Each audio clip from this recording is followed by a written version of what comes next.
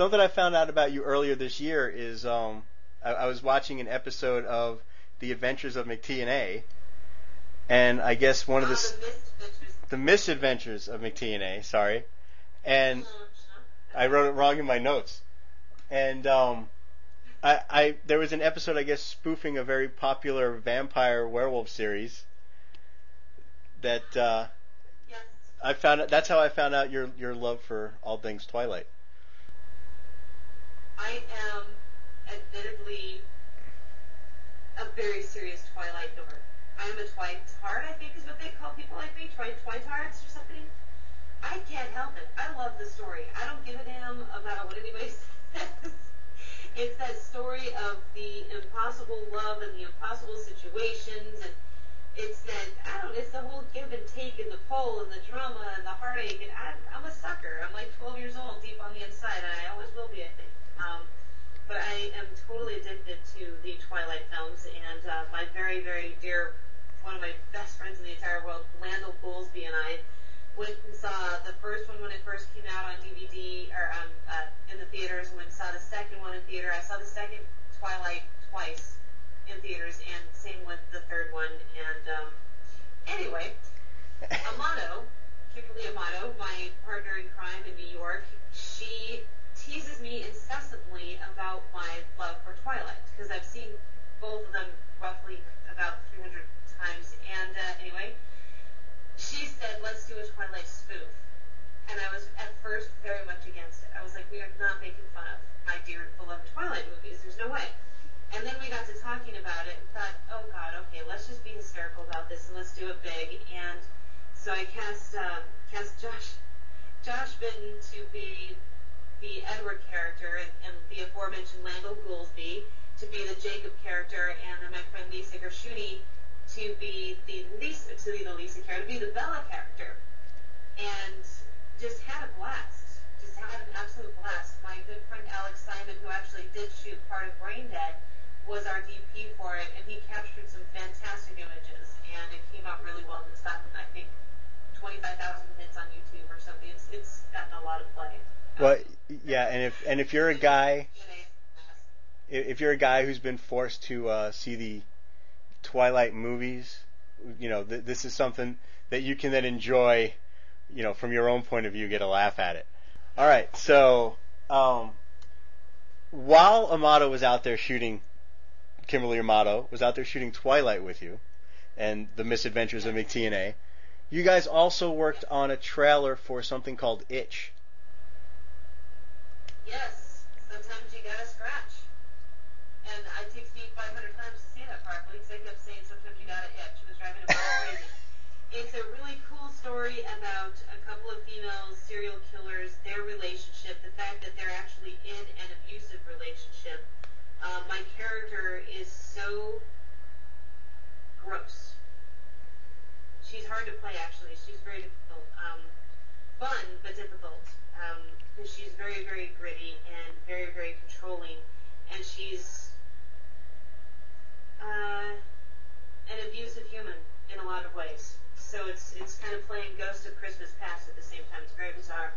So it was a great experience. It was one of the most challenging, no, actually it was the most challenging thing I've ever had to do, because when you are producing something and you are actually the on-set producer at the same time as trying to get into a gross, gritty role like that, both things suffer a little bit. So it was extremely difficult to get into it. It's an awesome script, and it's a really cool thing that we've got going on here. The teaser actually is it's finished being edited by the, again, fantastic Christopher Nelson, who put his editing skills to it, and it came out rock solid.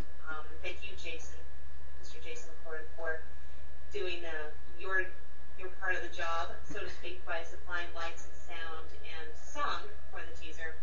Could not have done that without you.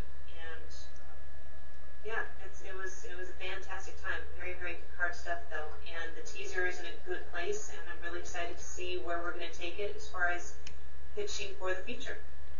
Well, to be fair, as far as how magnanimous I was in providing lights and such for it, I did ship all that out there with another purpose in mind, which we'll get at now. Well, yeah. Yeah. Which leads to our next segue. Which leads to our next segue. We sent the lights out a little bit early so that we could shoot Alien Vengeance: The Other Me, which was yet again one of my attempts to make a movie where I take an actress who I feel is really talented and people are going to want to watch, and put the entire script squarely on her shoulders and make her do all the work. And so you get to. I'm sure I should thank you for that. I love working with you. And so you got to play two characters with no real makeup change or anything. It was all you. Yeah, that was a wacky experience. It was just being able to have fun, let loose, and just be in that exact moment and play with your imagination. So it was actually a really great exercise of imagination stuff. So it was difficult as hell, but it was fun. It's been a lot of fun watching the footage back. Because we shot one character and then the other, because there were some minor changes in how we had you dressed and stuff. Not really, but just minor little changes. Right. So for continuity, we shot you as one and then shot you as the other. And now getting to see you speak to yourself is just kind of amazing. So I can't wait to have it all finished so you can see it and the rest of the world can see it. And it will be linked from right here, I'm sure. Yes, absolutely, as it should be.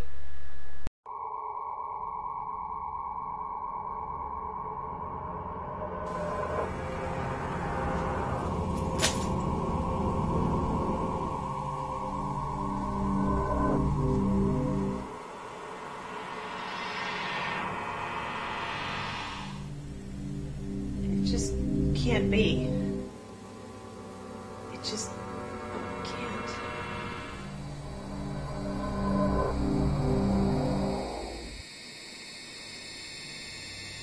But the proof is on your head.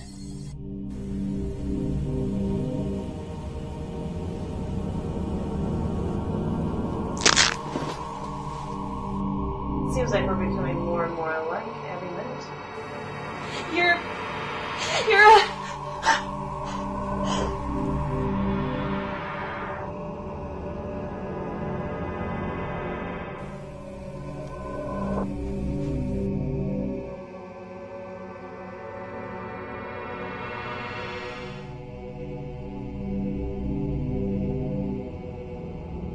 I'm a fast healer.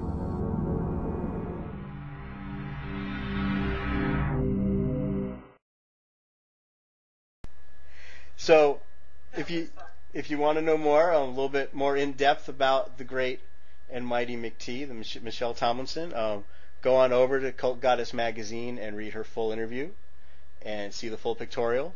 It's www.cultgoddessmagazine.com. And thank you, Michelle, very much for giving us this audio interview. Thank you, Latoria. I had fun. And we'll talk to you soon.